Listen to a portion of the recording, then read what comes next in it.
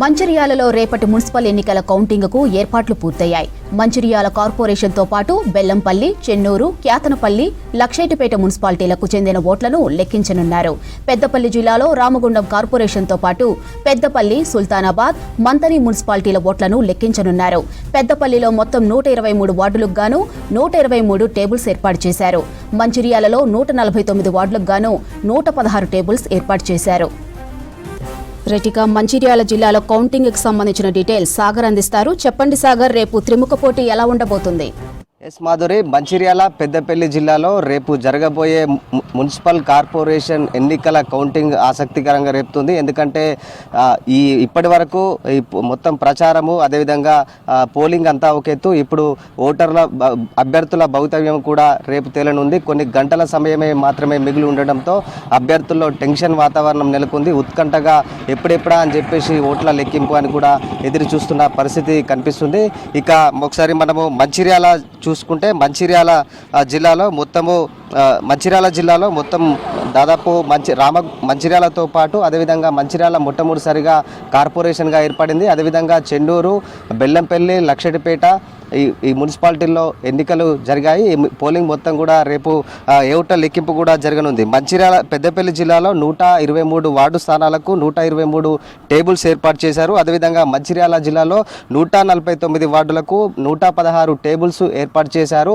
ముందుగా ఓట్ల లెక్కింపు అనేది ఏదైతే బ్యాలెట్ బాక్సులు స్ట్రాంగ్ రూముల్లో ఉన్నాయో ఆ స్ట్రాంగ్ రూమ్ నుంచి తీసుకొచ్చి ఎక్కడైతే ఓట్లు లెక్కింపు చేస్తారో అక్కడికి తీసుకువస్తారు. ముందుగా అక్కడ తీసుకొచ్చిన తర్వాత ముందుగా బ్యాలెట్ పేపర్లు లెక్కిస్తారు. ముందుగా దాని తర్వాత 25 చొప్పున ఓట్లను ఒక్కొక్క బెండల్గా కట్టి అట్లా బెండల్ కడతారు. తర్వాత బ్యాలెట్ బాక్సులో ఉన్నటువంటి మొత్తం ఓట్లను తీసి లెక్కిస్తారు. ఇక ముందుగా అయితే మొత్తంగా పోస్టల్ బ్యాలెట్లను లెక్కిస్తారు. తర్వాత ఇక ఇదంతా ప్రాసెస్ కూడా ఉదయం 8 గంటల నుంచి లెక్కింపు అనేది ప్రారంభమవుతుంది. 8 గంటల నుంచి ఇదంతా బెండల్స్ కట్టేసరికి 9 నుంచి కూడా కౌంటింగ్ ప్రక్రియ అనేది కూడా ప్రారంభం కాబోతుంది. ఈ నేపథ్యంలో అందరు కూడా ఉత్కంఠన అయితే ఎదురు చూస్తున్నారు. మరికొన్ని గంటల్లో అభ్యర్థుల భవితవ్యం, పార్టీల భవితవ్యం కూడా తేలనుంది. ఈ నేపథ్యంలో ఒకసారి మనము ఈ పెద్దపల్లి జిల్లాలో చూసుకుంటే రామగుండం కార్పొరేషన్లో 60 డివిజన్స్ ఉండగా ఒక డివిజన్ ఏకగ్రీవం కావడంతో మిగతా 59 డివిజన్లలో పోలింగ్ జరిగింది. రామగుండం మున్సిపల్ కార్పొరేషన్కి సంబంధించిన గోదావరి కానీ ప్రభుత్వ డిగ్రీ కాలేజీలో కౌంటింగ్ సెంటర్ను అయితే ఏర్పాటు చేశారు. ఇక పెద్దపల్లి పెద్ద కల్వల దగ్గర మదర్ తెరీసా ఇంజనీరింగ్ కాలేజ్లో ఏర్పాటు చేశారు. మంతని బాయ్స్ గౌడ్ కాలేజ్లో ఏర్పాటు చేశారు. సుల్తానాబాద్ మున్సిపాలిటీకి వచ్చేసరికి గౌడ్ జూనియర్ కాలేజ్లో ఓట్ల లెక్కింపు అనేది జరుగుతుంది. ఒక్కో టేబుల్కు ఒక అధికారితో పాటు 2 అసిస్టెంట్లు కూడా ఉంటారు. ఒక్కొక్క ఓటుకు సంబంధించి ఇప్పుడైతే మొత్తము కార్పొరేషన్కి సంబంధించి 1000 ఓట్లకు ఒక రౌండ్గా ఓట్లను అయితే లెక్కిస్తారు. ఎందుకంటే 1000-1200 ఉన్నా కూడా ఒకటే రౌండ్లో కంప్లీట్ చేస్తారు. ముఖ్యంగా కార్పొరేషన్కి సంబంధించిన కార్పొరేషన్లో ఉన్నాయి పెద్ద ఎత్తున ఓటింగ్ శాతం ఉంటుంది కాబట్టి ఒక రౌండ్కి 1000 లోపు ఉంటే ఒక రౌండ్ కంప్లీట్ అయిపోతుంది.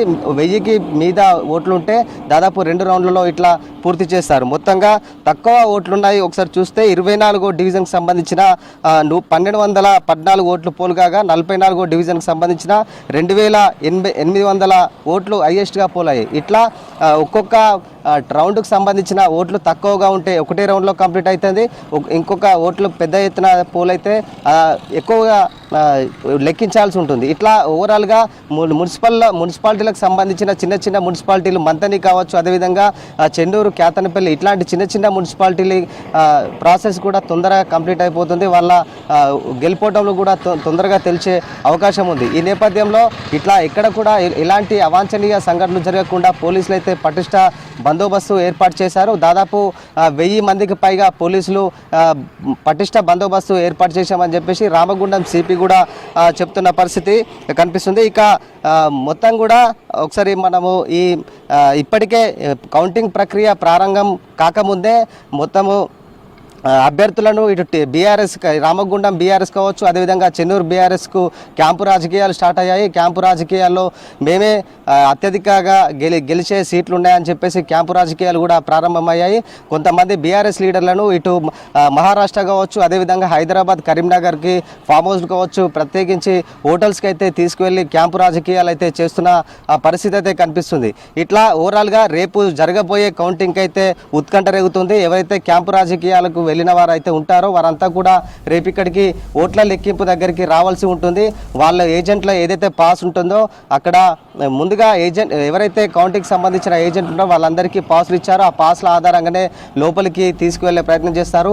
మళ్ళీ ముఖ్యంగా ఈ అంతా కౌంటింగ్ ప్రక్రియ కూడా మొత్తం సీసీ కెమెరాల నిఘాలో మొత్తం కూడా కొనసాగుతుందని చెప్పేసి జిల్లా కలెక్టర్ కూడా చెప్తున్నారు. ఎక్కడ కూడా ఎలాంటి అవాంఛనీయ సంఘటనలు చోటు చేసుకున్న కౌంటింగ్ ప్రక్రియ పూర్తి చేశామని చెప్పేసి ఇటు ఎన్నికల అధికారులు అయితే ఆశాభావం అయితే వ్యక్తం చేస్తున్నారు. Over to you studio.